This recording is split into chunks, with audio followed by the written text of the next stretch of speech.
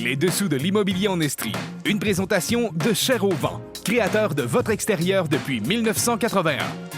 Les dessous de l'immobilier en Estrie au 1077 Estrie. Voici Jean-François Bérubé et ses collaborateurs. Nous sommes de retour en 2026 pour notre première émission des Dessous de l'immobilier en Estrie. Merci beaucoup encore une fois d'être parmi nous. J'ai le plaisir aujourd'hui de recevoir M. Félix Leclerc et sans plus tarder, nous débutons l'émission avec Mme Corinne Reed, notaire et fondatrice du cabinet Reed Notaire. Bonjour Corinne, comment ça va? Bonjour Jean-François, ça va très bien. Toi-même? Ça va très bien. Écoute, moi je pensais que les notaires maîtrisaient beaucoup de sphères, mais j'ai cru comprendre que de faire un budget pour rénover des nouveaux bureaux, c'est pas si évident que ça. Non, c'est pas notre force, on va se le dire, mais on est très bon en notariat, on va se dire ça comme ça. Vous déménagez en fait en janvier, c'est bien ça? Oui, exactement. Là, j'ai acheté une nouvelle bâtisse, donc on va déménager mon étude là, dans le coin de Roqueforest sur la rue Grégoire. Bien, félicitations. Merci Jean-François. Belle initiative. Corinne, on a des questions en rafale, comme un quiz. Tout à fait. Et là, en fait, je le sais que ce quiz-là, bien les notaires vont l'aimer parce que ça va leur éviter de répéter les mêmes réponses tout le temps. Alors, on commence. Je pense qu'ils vont les répéter pareil, mais on va faire une première sensibilisation ce matin. Écoute, c'est drôle. Pourquoi mon notaire me demande de lui transférer le montant de ma mise de fonds avant même que la vente soit signée? Oui, parce qu'on a des clients des fois qui nous disent « ben là, j'ai pas signé encore, pourquoi je t'enverrai mon argent? » En fait, le notaire, il doit toujours s'assurer au moment où il vous fait signer que les fonds sont disponibles. Donc, disponibles, il faut qu'ils soient quelque part et qu'ils soient quelque part de sécurisé. La meilleure place pour le sécuriser, c'est dans le compte en fidéicommis du notaire, bien entendu. C'est pour ça qu'il vous demande, dans un certain délai, de transférer la mise de fonds et de s'assurer de détenir la totalité des fonds au moment de la signature. Pourquoi mon notaire me demande mes pièces d'identité alors qu'il est conseillé de les garder confidentielles? Oui, on commence de plus en plus à avoir des clients qui sont réfractaires. Quand, par exemple, nous, c'est la réceptionniste qui va demander les pièces d'identité. Ils sont réfractaires à les fournir, ce que je comprends tout à fait avec les fraudes et les vols d'identité. Toutefois, le notaire, on a l'obligation de faire une vérification d'identité de la personne qui signe un acte notarié. Une vente, une hypothèque, c'est un acte notarié. Et donc, aussi, en plus de faire la vérification, on doit en garder la preuve que ça a été vérifié. Donc, c'est pour ça que, probablement, la réceptionniste ou le notaire va aller faire des photocopies, va le numériser. Je tiens à vous rassurer, parce que les notaires, on a des hauts standards de, comment je pourrais dire, de sécurisation de nos systèmes informatiques et tout ça. Donc, soyez en confiance quand le notaire va vous demander de fournir les pièces d'identité. C'est tout à fait normal et c'est d'ailleurs obligatoire. À titre informatif, Jean-François, je ne sais pas si tu le savais, mais il y a aussi des règles quant à au type de vérification d'identité qu'on doit faire. C'est pas un compte de taxes qui est suffisant. Là. Il faut vraiment 2 pièces d'identité avec photo qui émanent, entre autres, du gouvernement officiel. Fait que, tu sais, la RAMQ, le passeport, le permis de conduire. Puis là, on a souvent des enjeux quand c'est des personnes un petit peu plus âgées. Ils n'ont plus de permis. La RAMQ, après un certain âge, on n'a plus notre photo dessus. Là, il y a d'autres façons de vérifier l'identité. Je ne rentrerai pas là-dedans ce matin, mais sachez que c'est normal que le notaire vous le demande et prenne des copies. Pourquoi mon notaire me demande une quittance alors que mon hypothèque est payée depuis belle lurette? Celle-là, c'est ma préférée. Quand on a des courtiers dans le dossier, d'habitude, on n'a pas cette question-là parce que les courtiers font de la sensibilisation avant qu'on arrive. Par contre, tous les autres dossiers, bien souvent, exemple, quand on a des personnes âgées qui vendent que ça fait 30 ans que leur hypothèque est payée, dans leur tête, ils n'ont pas de quittance ou ils n'ont pas de radiation. Je veux rappeler aux auditeurs ici qu'il y a une différence primordiale entre une hypothèque et un prêt. On ne dit pas que je paye mon hypothèque. On paye un prêt qui est garanti par hypothèque. Notre travail à nous, les notaires, c'est d'enlever la garantie qui est l'hypothèque. Donc, le fait de faire un chèque et de rembourser l'argent qu'on doit n'enlève pas la garantie que la banque a sur votre maison, la banque ou la caisse. Donc, c'est pour ça que tôt ou tard, même si vous avez remboursé depuis 30 ans, à la revente ou quand on regarde les titres de propriété, bien, c'est là que le sujet de la quittance survient. Et donc, c'est normal que le notaire vous demande et vous charge des frais pour enlever la radiation. Parce qu'il faut comprendre, si on ne le fait pas, c'est votre acheteur qui devient responsable de ça. Et ça, on ne veut pas ça. La dette suit. Exact. Mon courtier m'a dit ça prend un nouveau certificat de localisation, mais mon courtier m'a dit que c'est le notaire qui l'exige. Oui, bien là, je vais faire une petite parenthèse. C'est pas le notaire qui exige. Et voilà. C'est le notaire qui conseille le créancier hypothécaire, donc la banque ou la caisse, va avoir certaines exigences quant au certificat de localisation, ou l'acheteur aussi, dans le cadre de la promesse d'achat, pourrait exiger aussi un nouveau certificat de localisation. Donc, nous, les notaires, on n'est pas là pour exiger, on est là pour accompagner et conseiller. Bien entendu, dans certaines situations, le certificat date de plus de 10 ans, puis je sais qu'il y a eu d'ailleurs des changements là, dans vos clauses des promesses d'achat là, récemment à l'OASIC. C'est plus tout à fait de date récente, s'il y a eu des changements. Et là, ce que je veux porter à l'attention des auditeurs, là, c'est changement, c'est pas juste j'ai ajouté quelque chose, j'ai mis une piscine, j'ai agrandi mon balcon, ça peut être j'ai enlevé ma piscine, puis ça peut être il y a eu un changement de règlement municipal. La majorité des vendeurs, ils ne le savent pas là, quand il y a un nouveau règlement qui passe. Donc, c'est un peu délicat de quand est-ce que réellement il y a eu des modifications. Puis là, je veux aussi faire un petit aparté, le gros bon sens. C'est sûr qu'on ajoute une remise qui est amovible. Tu seras d'accord avec moi peut-être qu'on n'exigera pas nécessairement de certificat de localisation dans ce sens-là. Mais en même temps, c'est vos yeux. Exactement. C'est nos yeux. Puis nous, on a toujours, je l'ai toujours dit quand on est venu préalablement faire des chroniques, on a une relation tripartite. Acheteur, vendeur, créancier. Dans les instructions du créancier, très fréquemment, il n'y a pas de gros bon sens. Ça dit s'il y a eu une modification, point. Donc, moi, je n'ai pas le choix dans certaines circonstances d'exiger, entre parenthèses, à cause que mon créancier, mon client, le demande. Et là, si vous attendez dernière minute, vous allez avoir une surprise parce que les délais de production sont très longs avec un arpenteur géomètre. Exact. Donc, il faut se prendre d'avance. Exactement. Pourquoi mon notaire ne peut pas rédiger ma vente en anglais? Oui, celle-là, je la trouvais bonne pour expliquer aux auditeurs. Le 1er septembre 2022, il y a eu la loi sur la langue officielle et commune du Québec. Vous en avez sûrement entendu parler. Nous, on appelle ça la loi 96. C'est pas qu'on ne peut pas le rédiger en anglais, c'est que je pourrais pas le publier au registre foncier en anglais. Donc, je pourrais faire une vente en anglais, la faire traduire par un traducteur officiel et enregistrer la vente en anglais avec la traduction en français. Tu me vois venir, les sous que ça engendre. Fait que c'est pour ça que maintenant, moi, je pratique autant en français qu'en anglais. Mes ventes sont tout le temps faites en français, mais évidemment, je donne mes explications en anglais. Évidemment, il y a un petit côté... il y a un risque professionnel là-dedans? Il y a un risque professionnel, oui et non. Par rapport à moi, je le sais que je donne les bonnes explications, que ce soit en français, en anglais, que la vente... tous les notaires nous disent ça, là, Corinne. Exact. L'enjeu, c'est la confiance du client. Moi, avec le client qui parle juste anglais, puis que j'ai beau avoir eu des explications en anglais, mais que je signe un document en français, moi, je sais, j'ai bien fait ma job, mais le client, c'est normal que des fois, il se pose des questions, mais c'est pour ça qu'on vous fait plus signer de documents en anglais. C'est à cause qu'on ne peut pas les enregistrer. Pourquoi mon notaire refuse de signer mon dossier à distance? Et celle-là, elle va être bonne, hein? Les auditeurs, ils vont l'aimer, parce qu'en ce moment, il y a des notaires qui signent à distance, il y en a d'autres qui ne le font pas. Là, ce qu'il faut comprendre, là, c'est qu'on est en période d'adaptation. Avec la pandémie est arrivée la signature à distance et depuis le 24 octobre 2023, donc 3 ans à peu près après la pandémie, l'acte technologique à distance s'est restreint au niveau des critères. Maintenant, on ne peut pas signer d'acte à distance dans tous les cas. Par contre, on peut signer des actes technologiques dans tous les cas. Fait que je veux faire cette distinction-là. Vous pourriez être devant le notaire, puis au lieu de signer papier, vous allez signer sur votre téléphone, sur une tablette. Ça, c'est un acte technologique. Ce qui est restreint, c'est le à distance, de ne pas être dans le même bureau que le notaire au moment où on le signe. Donc, ce qui est important de savoir, c'est qu'il y a 3 critères qu'il faut respecter pour la signature à distance. Il faut que ça soit le client qui en fasse la demande. Il faut que les circonstances l'exigent. Et il faut que la signature puisse se faire en respect des droits de tout le monde. Fait qu'est-ce que tout le monde va être capable de recevoir les explications, comprendre, ainsi de suite. Et c'est le notaire qui utilise son jugement pour déterminer est-ce que les critères sont respectés. Donc là, c'est sûr qu'il y a des notaires qui ont certains barèmes de jugement. Il y en a d'autres qui ont d'autres barèmes. Ce qu'il faut retenir, là, c'est que ça ne peut pas être standardisé, je vais dire ça comme ça. Donc, un notaire ne pourrait pas que faire de la signature à distance.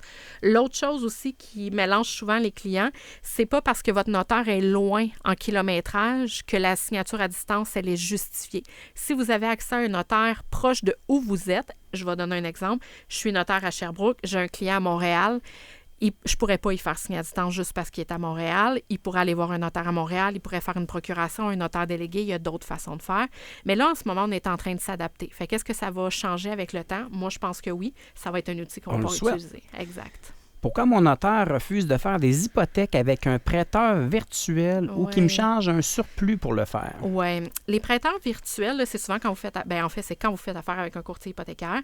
Les prêteurs virtuels, souvent, ils ont des taux plus avantageux ou ils peuvent avoir des prêteurs qui ont des créneaux plus particuliers pour des emprunteurs qui ont peut-être un dossier de crédit moins alléchant pour les prêteurs standards. Ce qu'il faut savoir, c'est que le prêteur virtuel, c'est à peu près 5 à 10 heures de plus, juste parce que vous avez un prêteur virtuel.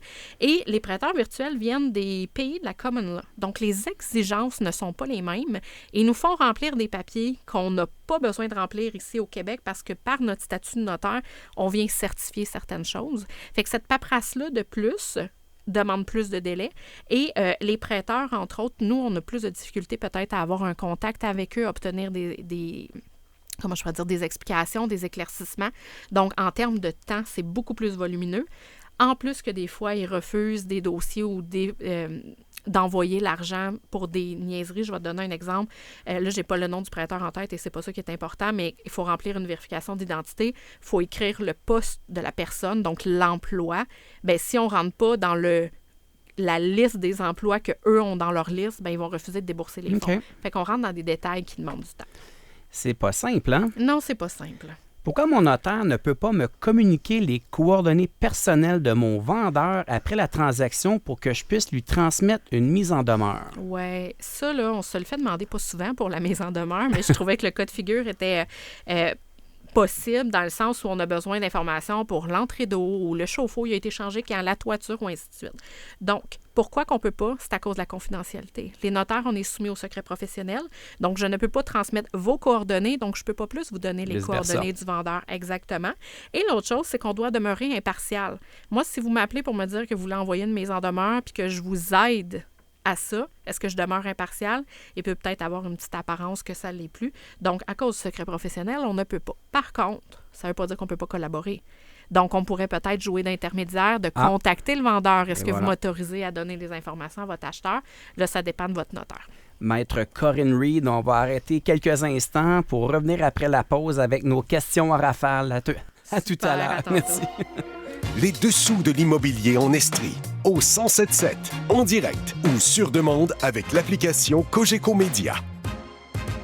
Nous sommes de retour avec Maître Corinne Reed avec nos questions en rafale. Vraiment intéressant. Pour ceux qui ont manqué avant la pause publicitaire, n'hésitez pas à aller consulter le balado qui est en ligne. C'est vraiment, vraiment intéressant.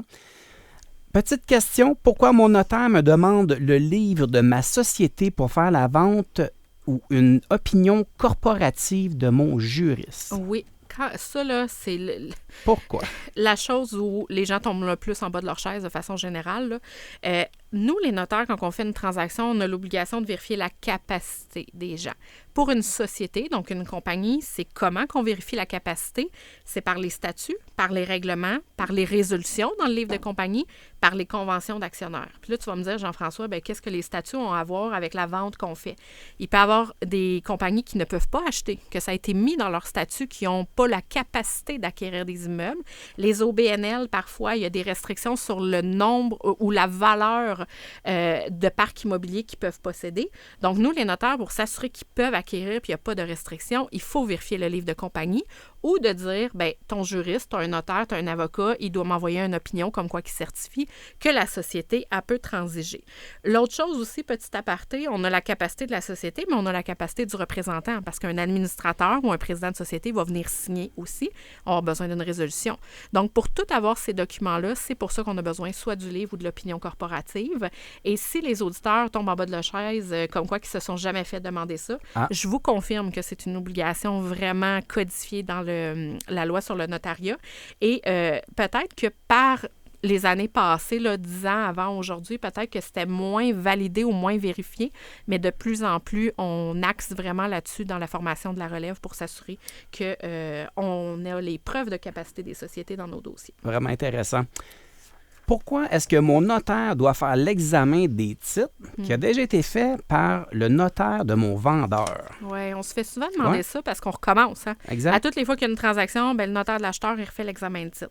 La seule réponse que j'ai pour vous, c'est la responsabilité professionnelle. Parce que moi, quand que je transige sur une propriété, je deviens responsable des titres parce que je le garantis à mon acheteur. Oui, le vendeur fournit une garantie légale qui inclut les titres, mais entre toi et moi, si jamais il y a une erreur sur les titres puis le notaire ne l'a pas vu, l'acheteur va beaucoup plus venir voir son notaire qu'aller voir le vendeur, ou bref, il va aller partout. Mais c'est à cause de la responsabilité professionnelle. Puis l'examen des titres fait partie des obligations obligatoires qu'un notaire doit faire dans le cadre d'un transfert de propriété. C'est codifié dans la loi.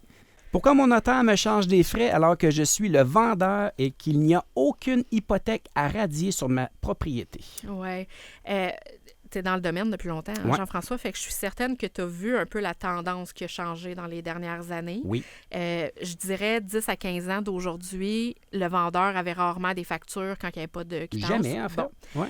Là, je ne sais pas qui, à quelque part, a décidé d'allumer sur ça, mais en fait, il y a eu un certain... Je pense que c'est au niveau des honoraires chargés aux acheteurs étaient tellement bas qu'à quelque part, il fallait qu'on se reprenne, entre parenthèses.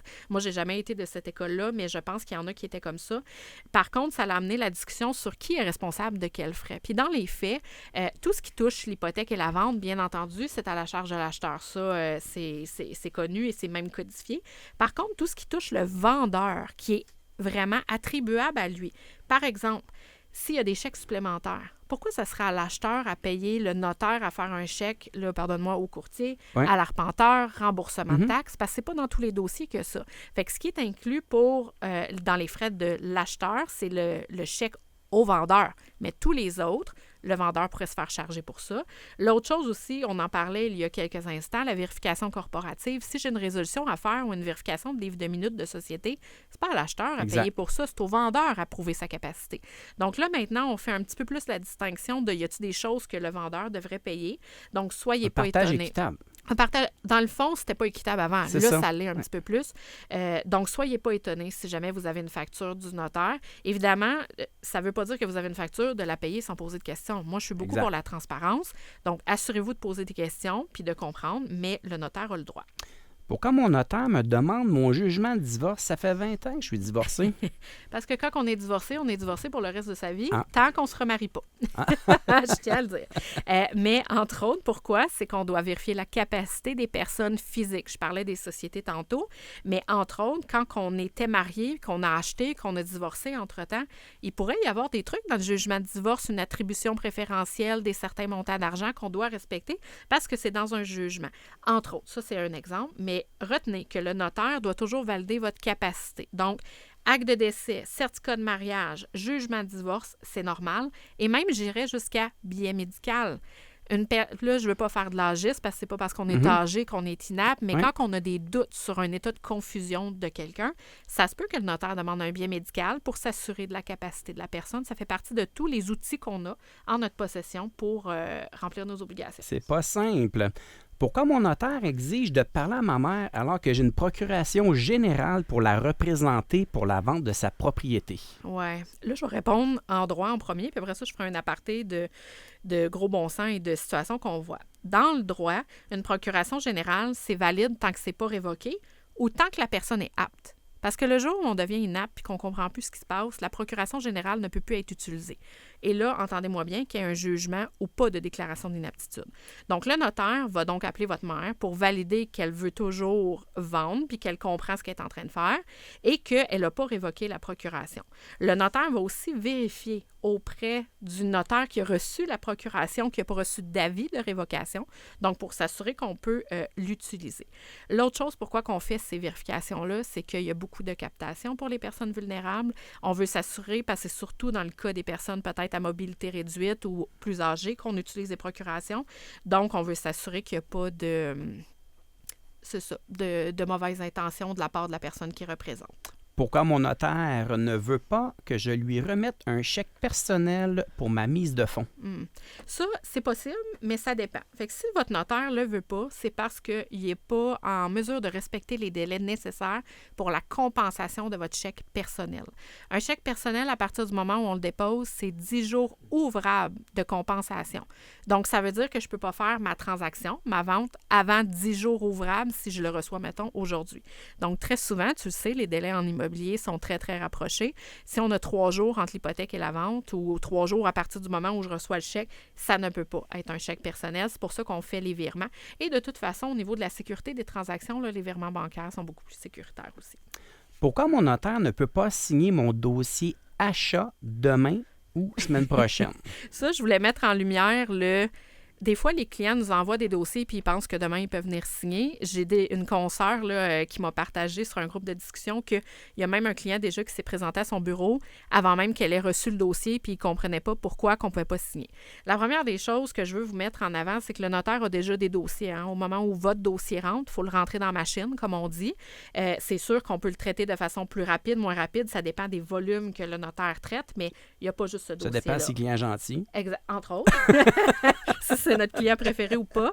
Et l'autre chose, ayez en tête qu'un dossier d'immobilier, là, quand tout va bien, on a à peu près 20 à 25 heures de travail à mettre dans le dossier avant de le signer. Et surtout, on a des délais qui sont hors de mon contrôle. Moi, je ne contrôle pas quand le dossier hypothécaire va rentrer, quand ma demande de solde hypothécaire du vendeur va rentrer. Est-ce que je dois demander à une municipalité un relevé de taxes que ça va prendre 5 jours? Fait qu'on a quand même des délais à respecter. Fait qu'on est capable de les estimer de dossier en dossier, mais c'est pour ça qu'on ne peut pas faire ça. Demain, il y a trop d'affaires à Je vais avoir. chevaucher une autre question. Pourquoi mon notaire refuse de faire un seul rendez-vous pour la signature de l'hypothèque et la vente? Oui. En gros, là, c'est que pour signer la vente, j'en ai parlé un petit peu dans une autre question, là, les fonds doivent être disponibles. Pour être disponible, le déboursé hypothécaire, donc l'argent que vous recevez de la banque ou de la caisse, doit avoir été déposé dans le compte du notaire. Puis pour être déposé dans le compte du notaire, il faut avoir enregistré et signé l'hypothèque. Donc, si tu me suis, il faut que je signe mon hypothèque, il faut que je l'enregistre, je demande mes fonds. Et là, j'ai un délai de 3 à 5, 7 jours ouvrables pour recevoir les fonds et après ça, je peux signer ma vente. Bien entendu, il existe des exceptions parce que tu as connu toi aussi, Jean-François, là, la période où on faisait signer les hypothèques et les ventes en même temps. Exact. Genre encore 10-15 ans. Clairement, il y a quelque chose qui s'est passé il y a 10-15 ans. Mais maintenant, à cause de la disponibilité et des règles de compensation bancaire, c'est pour ça qu'on ne peut plus le faire. Dernière question, ça a bien été. Pourquoi mon notaire ne me remet pas mon chèque suite à la vente en même temps que le rendez-vous de la signature? Oui, ça m'arrive encore, là, pas souvent, mais quelquefois, les vendeurs, ils pensent qu'en signant, je vais leur donner leur chèque. Ça ne fonctionne pas comme ça parce que moi, je l'ai dit, je dois assurer la sécurité de la transaction pour créancier, acheteur, vendeur. Donc, je dois m'assurer que la vente est enregistrée au registre foncier sans inscription advexe. Ça veut dire qu'il ne faut pas qu'il y ait eu d'hypothèque légale entre-temps ou des ventes pour taxes ou des choses comme ça. Donc, je dois enregistrer la vente. Une fois que la vente est enregistrée, bien là, je peux procéder au déboursement puis à la remise ou au virement du chèque au vendeur. Ayez en tête, c'est un délai de publication d'à peu près 24 heures. Puis après ça, il faut prévoir les délais du notaire parce qu'encore une fois, il n'y a pas juste ce dossier-là. Fait que quand on est enregistré, après ça, il faut faire les déboursements, les transactions de la comptabilité en fidéicommis. Donc, moi, de mon côté, c'est un 24 à 72 heures à peu près là, avant que le vendeur ait son chèque. Vraiment intéressant, Maître Corinne Reed. Merci, Corinne, de t'être déplacée de façon express à nous répondre à ces multiples questions. Corinne Reed, notaire chez Reed Notaire, je te souhaite vraiment une belle année 2026 et merci beaucoup d'avoir pris du temps avec nous cet avant-midi. Merci pour l'invitation, Jean-François. Bonne année à toi également. Merci beaucoup. Vous aimez l'émission? Vous avez des commentaires, des suggestions? Écrivez-moi à imo@cogecomedia.com. Je prendrai le temps de lire vos courriels, d'y répondre et certainement amener les sujets. Alors, imo@cogecomedia.com. Aujourd'hui, on reçoit M. Félix Leclerc, conseiller en sécurité financière chez Corpo Services Financiers, affilié à IA Groupe Financier. Bonjour Félix, comment ça va? Salut, ça va bien toi? Super bien. Félix, je suis content de te retrouver en début d'année 2026 pour peut-être faire un petit retour sur 2025 et parler peut-être des prévisions, des tendances du marché dans l'immobilier, au niveau des placements, au niveau des taux d'intérêt. Qu'est-ce qu'on voit à l'horizon? Parce qu'évidemment, c'est un sujet quand même chaud en début d'année. Oui, absolument. Le monde a tous des objectifs en tête, puis ils rêvent grand, on va dire, en 2020, en début d'année, comme dans n'importe quelle année. Autant pour les placements, l'immobilier, gestion personnelle, le couple, bref, je vois beaucoup de choses dans ma clientèle, puis tout le monde est craqué en ce moment-là. En fait, être craqué, c'est une chose, mais en même temps, il faut être prudent, je pense. Hein? Absolument. Tu sais, on parlait un peu avant le début de l'entrevue, là, pour se réchauffer un peu, là, en début d'année comme ça. Tu sais, on est quand même dans une situation où le marché immobilier locatif là, a connu une période de croissance extraordinaire. Il y a beaucoup de gens, en fait, qui se sont dit, est-tu trop tard? Mais finalement, se sont lancés sans trop peut-être réfléchir. Puis un peu la vieille technique de se dire, moi, je vais payer tant de fois les revenus bruts. C'est un peu plus compliqué que ça, hein, Félix? Oui, absolument. Puis, tu sais, la COVID, elle a aidé beaucoup de gens à peut-être faire des erreurs qui leur ont rien coûté, finalement. Oui, tu as raison. Que ça a comme vraiment bien été. Ouais. Les taux étaient bas, les prix étaient bons. Puis même, je reviens à 2021, les prix, on les trouvait hauts pareil. Puis aujourd'hui, on regarde le passé, on se dit, tabarouette, c'était pas cher. Mais ça reste quand même qu'il faut être prudent parce que cette grosse vague rapide-là, on va pas dire qu'elle est finie. L'immobilier va toujours croître. On le sait pas, hein? Mais on le sait pas. Mais c'est juste qu'il faut être plus prudent. Il faut bien calculer nos choses. Excel, formez-vous. C'est ce que je dis. Faites-vous, nous, on appelle ça un cruncher. Là, mais un tableau Excel avec des normalisations de dépenses et tout ça pour être sûr que quand vous voyez un immeuble à vendre, il est-tu d'un dans votre critère d'achat? Votre profil d'investisseur, y est-tu respecté? Moi, je veux-tu faire de l'optimisation? Je veux-tu du neuf? Je veux-tu tout mettre en gestion? Est-ce que j'ai 1 million à cracher ou faut que j'emprunte de l'argent pour investir? Bref, il y a un profil d'investisseur, il y a un risque à calculer là-dedans. Puis avant, le risque, on pouvait en prendre gros, puis on dirait que le marché nous souriait, puis c'était correct. Mais là, je dirais le mot de 2026, faites vos devoirs, vraiment calculez vos trucs, puis c'est pas de la magie l'immobilier, ça reste que c'est un travail d'entrepreneur puis de calcul à la base. Là. C'est tellement vrai, Félix, que tu dis. Moi, j'ai eu une période où, en fait, tout le monde faisait de l'argent et à un moment donné, tout le monde s'imaginait plus intelligent que tout le monde, mais en réalité, c'était une période de croissance extraordinaire. On pourrait s'attendre à une forme d'accalmie, en fait, ou du moins une stabilisation. Puis une accalmie, pour moi, ce serait une augmentation des valeurs de l'ordre de 6 à 7 % parce qu'on a connu des périodes juste phénoménales. Ouais. En même temps, on parle d'augmentation des valeurs dans l'immeuble locatif. Bon, évidemment, le taux d'intérêt, le taux directeur est quand même un élément important, mais aussi au niveau des restrictions ou du moins les augmentations de loyers permises par le TAL, ça va certainement aussi finir par impacter la croissance des prix. Oui, bien absolument. Là, le monde, il faisait de la rénoviction qu'on appelle. Donc, il mettait le monde dehors pour pouvoir augmenter les loyers. Puis ça s'est démocratisé au travers je pense, du Québec. Là. Tout le monde sait c'est quoi de la rénoviction. Les locataires sont au courant de leurs lois de plus en plus. Donc, tout le monde est plus au courant, autant les propriétaires que les locataires. Puis les lois ont changé récemment. Exactement. Fait qu'il faut respecter les lois. Il faut respecter nos locataires. Ils payent notre retraite. Là. On peut le voir comme ça, le propriétaire d'immeuble veut pas, c'est une partie de sa retraite qu'il met là. Il met du temps là-dedans, mais les locataires ont leurs droits, il faut les respecter. Donc, là, on voit un resserrement des prix locatifs. Donc, les prix locatifs ont soit stagné ou même baissé. On le voit dans le neuf. Là, il y a beaucoup de baisse des loyers. Quand on dit baisse des loyers, baisse aussi des valeurs projetées des immeubles. Taux de vacances. Il y a un taux de vacances, puis je reviens aux mathématiques. S'il y a de la vacance dans ton immeuble où les loyers sont plus bas, qu'est-ce que ça fait à ta valeur de l'immeuble? Il est plus bas. Donc, si tu es en train de construire un immeuble et tu as projeté des loyers ultra hauts, puis que finalement, tu n'élues pas ce prix-là, ton immeuble spécule pas qu'il vaut plus cher. Il vaut ce que les mathématiques vont dire qu'il vaut. Donc, il faut faire attention. Il faut faire des scénarios pessimistes, des scénarios, mettons, corrects, puis des vraiment optimistes. C'est vraiment important de le faire et de le calculer. Même chose dans l'usager. Si vous voyez un gros potentiel dans un 6 logements, par exemple, puis il y a un gros potentiel, mais il ne faut peut-être pas payer trop cher pour ce potentiel-là, parce que le potentiel, il vous appartient comme propriétaire ou nouveau acheteur. Donc, il faut acheter selon les mathématiques du marché. Donc, le vrai prix que ça vaut aujourd'hui. Puis le potentiel, bien, il vous appartient comme acheteur. Puis ça sera à vous de faire les travaux, de le rénover, de l'optimiser, peu importe comment vous le ferez. Mais il ne faut pas laisser cet argent-là en spéculation parce que ça se peut que le marché se resserre et que ça soit un petit peu plus difficile. Là. Écoute, j'ai eu l'occasion de t'avoir à quelques reprises à l'émission. Tu m'as souvent parlé d'ingénierie financière. Là, aujourd'hui, tu me parles de mathématiques. Même affaire. C'est la même affaire. Mais c'est la même affaire, mais les deux sont complexes. Ouais. En fait, puis je pense que c'est devenu une piste nécessaire dans le cadre des jeunes qui veulent peut-être se lancer dans l'immobilier à revenus locatifs. Quel conseil tu donnes aux jeunes qui viennent te voir pour commencer? Formez-vous. Ouais. C'est tellement important. Puis, Comment? il existe combien de livres? Allez partout où ils vendent des livres. Je veux dire, des livres, il y en a partout sur l'éducation de l'immobilier. Maintenant, il y a des podcasts qui existent. Tu sais, avant de faire un achat immobilier, moi, je dirais, prenez-vous un 6 mois. Là. Ouais. Soit achetez des formations, lisez des livres. T'en as-tu quelques-uns à conseiller? Oui, le Club investisseur immobilier du Québec, Ouais. sans trop le nommer, moi, c'est lui qui m'a mis c'est ça à map. Ouais.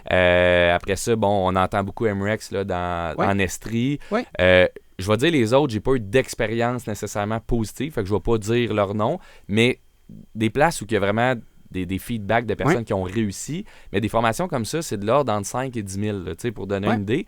Mais vous êtes peut-être en train de faire le plus gros investissement de votre vie, puis vous allez mettre des millions en jeu. Là. Oui, vous allez peut-être avoir une mise de fonds, on va dire de 100 000 pour acheter un actif d'1 million, mais ça reste que vous allez prendre un risque sur 1 million de dollars si vous n'êtes pas prêt à mettre 5 à 10 000 en formation ou de lire un livre qui va peut-être, oui, vous prendre un mois à lire, puis ça va coûter 30 $ le livre, mais si vous n'êtes pas prêt à faire ce pas-là, je pense, attendez un petit peu parce que ça peut vous coûter pas mal plus cher qu'un livre ou qu'une formation de ne pas faire ces choses-là. Intéressant, Félix. Et du coup, on se dit ça et là, on dit, en fait, il y a des gens qui font que se préparer dans la vie puis qui ne passent pas à l'action. Ah ouais, là, ça, c'est un Donc, problème. c'est de trouver à un moment donné le juste milieu de tout ça. Mais faites-vous un plan. Ouais. Moi, j'avais un plan. Moi, Ouais. je m'étais dit l'année que j'avais dit, OK, je fais de l'immobilier, là j'achète cette année. J'ai acheté des livres. Ouais. Déjà, là, tu as un engagement. Là, tu viens de les acheter. Il faut que tu les lises. Après ça, j'ai acheté la formation. Donc, c'est la carte de crédit, let's go. On achète la formation. Fait que pas obligé de la suivre. Moi, je l'ai faite en personne, plus qu'à distance. Parce Ouais. qu'en présentiel, encore là, c'est un engagement. Ouais. Moi, c'était à Montréal. Tu prends ton auto, c'est quasiment 2 heures de route. Quand tu arrives là, tu viens de faire 2 heures de route. Donc, tu es engagé C'est dans ta comme si formation. tu t'étais commis personnellement. Absolument, là, là. puis- C'est un paiement qui passe à chaque mois de ta formation. Fait que, au bout de la ligne, je me suis vraiment formé, je me suis éduqué, puis maintenant, je sais comment acheter. Puis là, après ça, j'ai défini c'était quoi mon profil d'investisseur. Puis là, c'est là que... Fait que Félix, ce que tu me dis, c'est qu'il n'y a pas de lunch gratuit dans la vie. Non, c'est ça. c'est un peu ça. Écoute, on parle de perspectives de marché. On parle peut-être du taux de vacances qui va augmenter un peu, beaucoup, on ne le sait pas. On ne sait pas. Parce qu'on a quand même eu une année record au niveau de la construction, du nombre de logements locatifs au Québec. Là, c'était souhaité, voulu et nécessaire.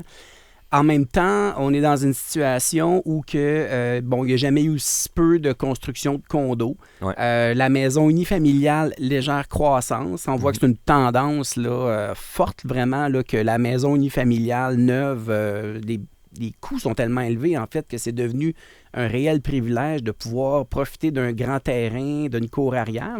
On s'entend là-dessus. Ouais.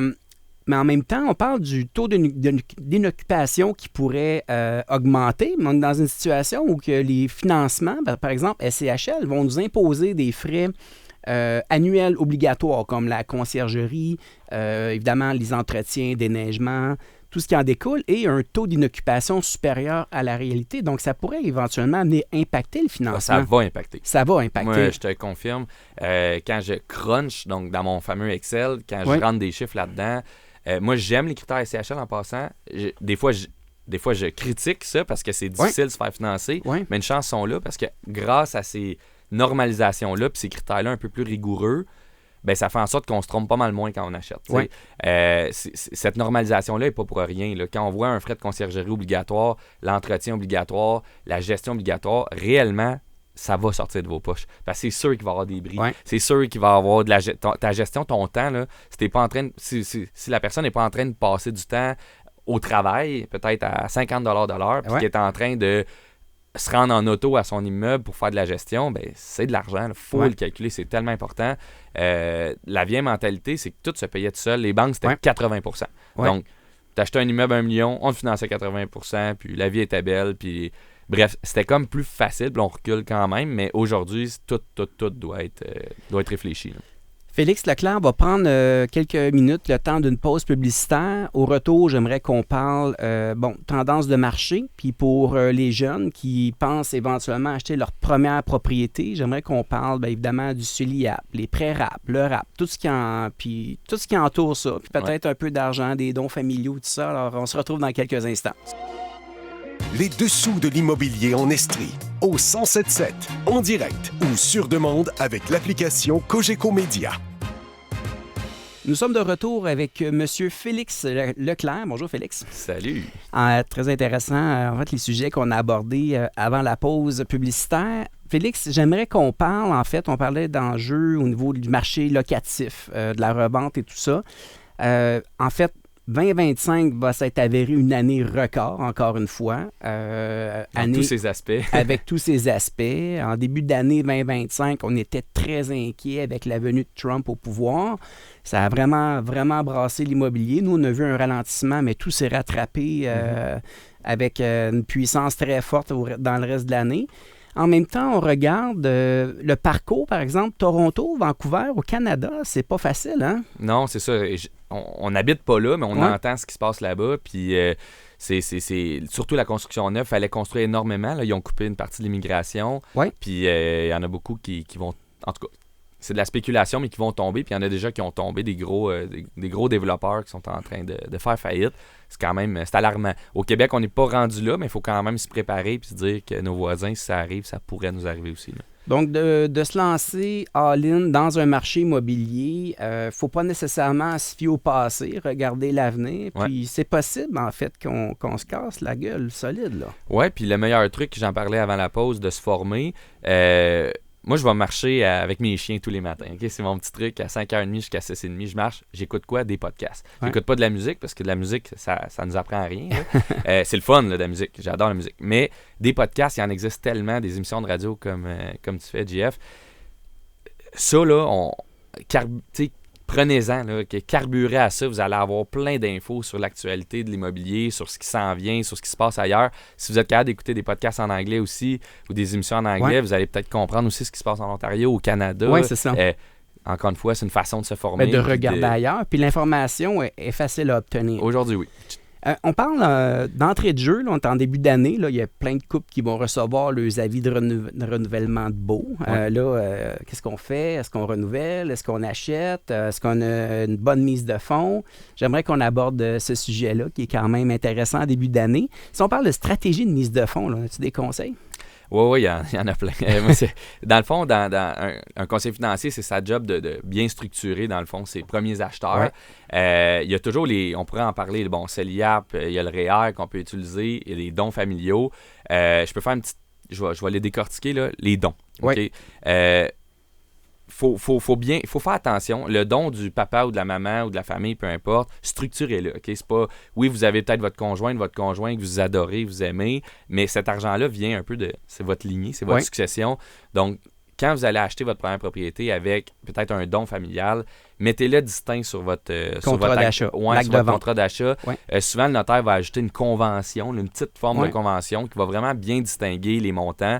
S'il y a une revente, séparation, peu importe, ce montant-là va être isolé, peut-être redonné aux parents, peu importe l'engagement que vous avez. Faites juste protéger cet argent-là parce qu'on n'est pas à l'abri d'une séparation, peu importe. Puis, si vous voulez encore mieux structurer ça pour peut-être protéger la retraite de vos parents, parce que c'est important, des fois, les parents, ils sortent 100 000 de leur retraite sans trop vraiment le calculer. Puis finalement, si l'enfant, ça se passe pas comme prévu, c'est un peu perdu. Donc, on voit beaucoup des conventions de prêt, parents, enfants. Ça peut être à 0%, c'est pas grave. Exact. Mais c'est pas un don, c'est un prêt. Puis ça fait juste une forme d'engagement à l'enfant, à la revente, redonne à papa, maman ou peu importe. Là. Donc, de peut-être protéger les parents quand vous recevez ça. Puis je pense comme premier acheteur, déjà de se faire donner ou prêter de l'argent, du love money, de façon familiale.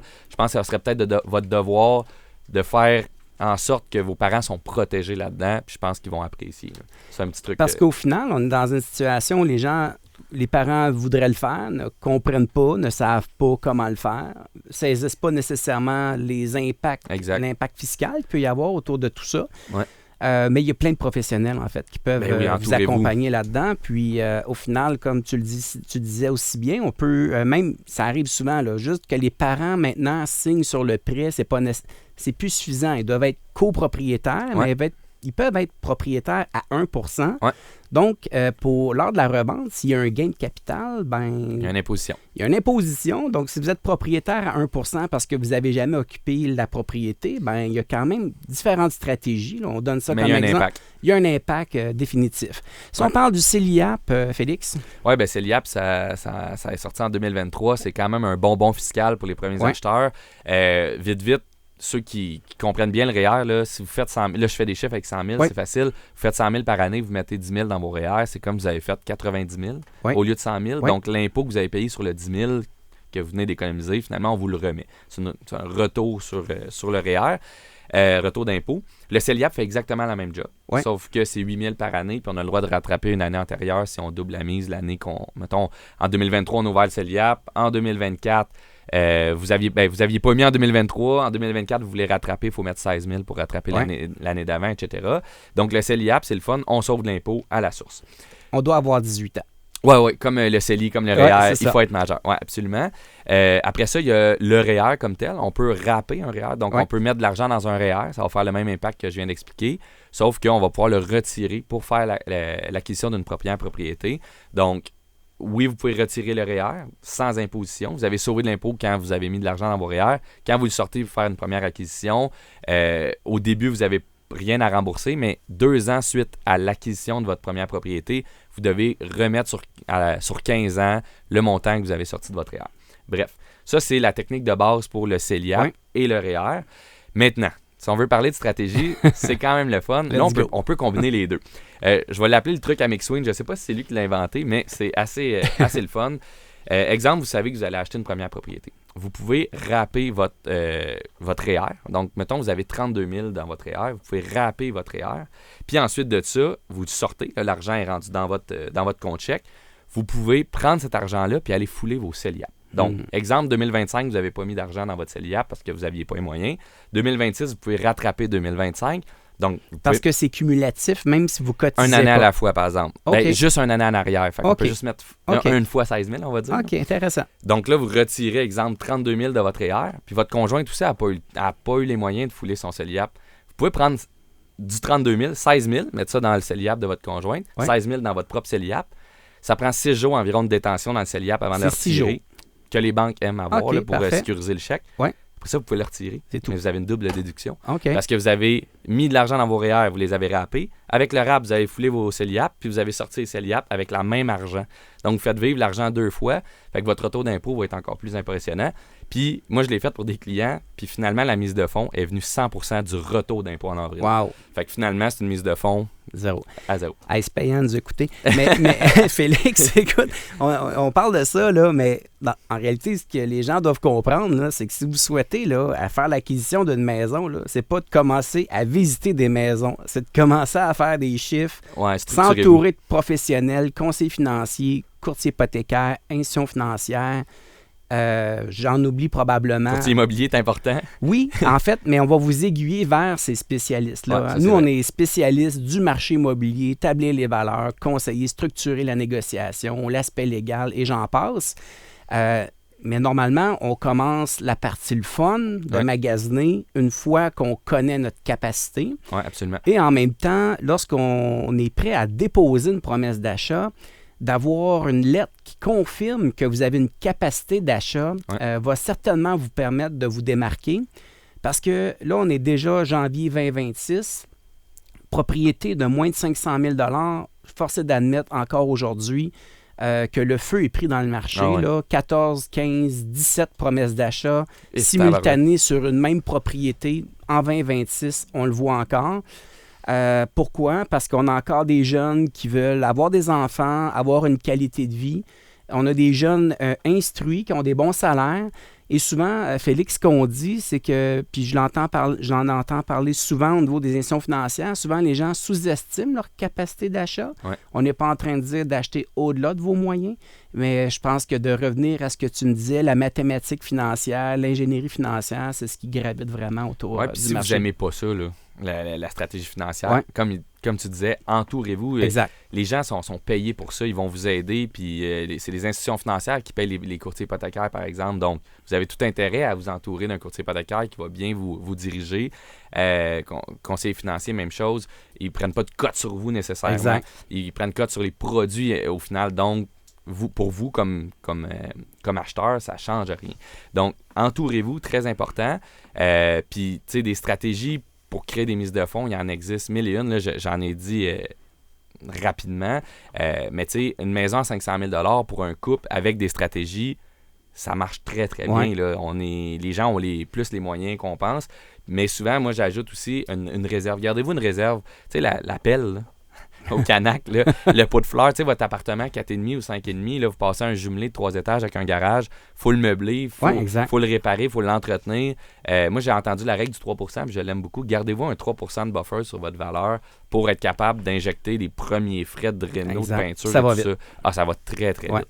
En fait, Félix, j'ai entendu un Luc Poirier de ce monde, premier conseil qu'il avait à donner aux jeunes, arrêtez de vous acheter des cafés lattés à 12 $ si vous voulez être propriétaire. Il y a des choix. Ouais. À un moment donné, les jeunes ne réalisent même pas l'argent qu'ils peuvent dépenser dans des produits superflus, qui est quand même plaisant, mais à un moment donné, dans le marché actuel, si on n'est pas sérieux, on passe à côté. Là. Ah oui, absolument. Puis le meilleur truc, à ce que tu dis, là, on peut parler du café à 12 $, mais faites-vous un budget. Un Excel, là, il existe des grilles marquées budget sur Google. Là, il y en a une panoplie. Puis c'est pas de faire un budget. Ah, je vais dépenser ça. Vous le respecterez pas.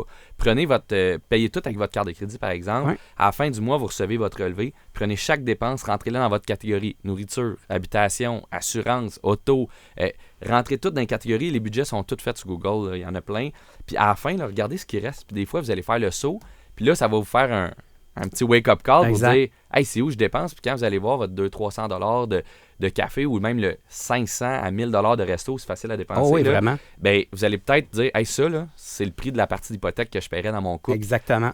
Donc, on peut créer de la valeur facilement tout seul à la maison. Donc, j'aurais peut-être les moyens d'être propriétaire d'une Absolument. maison si j'arrêtais ces dépenses-là. Vraiment. Hey, ça commence fort, on va dire janvier 2026. Félix Leclerc, merci beaucoup d'avoir pris du temps. Conseiller en sécurité financière chez Corpo Services financiers, affilié chez IA Groupe Financier. Merci beaucoup d'avoir pris du temps de donner ces petits conseils pratico-pratiques. Puis je vais te souhaiter une année 2026 à la hauteur de tes attentes. Ben, merci beaucoup. La même chose pour toi. Bon avant-midi. Merci. Voilà, c'est déjà ce qui conclut notre première émission de 2026. Merci d'avoir été à l'écoute. J'ai eu le plaisir encore une fois cette semaine d'échanger avec des collaborateurs passionnés. Merci à Maître Corinne Reed ainsi qu'à Monsieur Félix Leclerc. Sans oublier Gilbert à la console qui est toujours impeccable. Vous pouvez aussi réécouter les dessous de l'immobilier en Estrie en tout temps sur le site du 1077 Estrie en section rattrapage ou via l'application Cogeco Média dans l'onglet Balado. Vous avez des questions, des commentaires ou même des suggestions, écrivez-moi à imo.estrie@cogecomedia.com. Je vais prendre le temps de vous lire. On se retrouve dès samedi prochain, 11h, pour une nouvelle émission. D'ici là, je vous laisse entre les mains de Priscilla Quérion avec les classiques 80-90. Bonne fin de semaine à tous. Les dessous de l'immobilier en Estrie. Une présentation de Cher au vent, créateur de votre extérieur depuis 1981. Rattrapez l'émission en balado au fm1077.ca.